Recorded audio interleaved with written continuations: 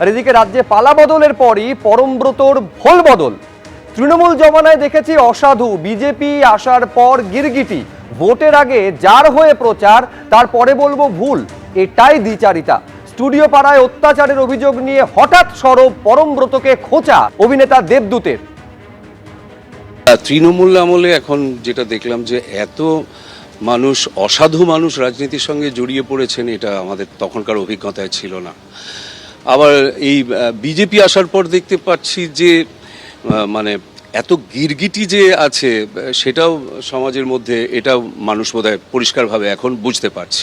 এটা সরকার এখনো সম্পূর্ণ শপথ নেয়নি, কয়েকজন মাত্র মন্ত্রী এবং মুখ্যমন্ত্রী শপথ নিয়েছেন, গোটাটা বাকি রয়েছে। তার মধ্যেই সবাই যেভাবে আকুলি বিকুলি করছে, এটা বাঙালির যে সম্মান, বাঙালির যে চরিত্র, সেটা সাধারণ মানুষের কাছে, বিশেষ করে সংস্কৃতি জগতের মানুষ যারা, তাদের তো মানুষ ভালোবাসে। যত এরকম কম্প্রোমাইজ করব, ঠিক ইলেকশনের আগে আমি যে দলের হয়ে প্রচার করেছি আর তারপরেই আবার বলবো যে না, ওটা আমার ভুল হয়েছে, এটাকে এই দ্বিচারিতা মানুষ ভালো চোখে দেখে না এবং মানুষ আমার মনে হয় সেরকম শিল্পীকে সম্মানও করে না।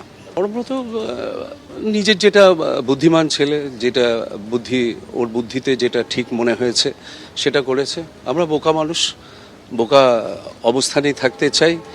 তার কারণ নৈতিকতার জায়গায় কি বলবো নিজেকে, আমি যে রাজনীতিতে আকৃষ্ট হলাম তার তো একটা চিন্তা আছে, তার তো একটা তৈয়ারি আছে। যেমন ক্লাসিক্যাল মিউজিকে যেমন নাড়া বাঁধতে হয়, ধ্রুপদী চর্চার মধ্যে থাকতে হয়, কিন্তু এরকম অপরচুনিস্ট পলিটিক্সে না, বাঙালি কোনোদিন তাকে সম্মান করেছে, যেই জন্যই এই পার্টিটা এত তাড়াতাড়ি ধসে গেল বা ধসে যাচ্ছে। তো বাকি যারা প্রতিদিন রং বদলায়, তাদের আমি শ্রদ্ধা করি না।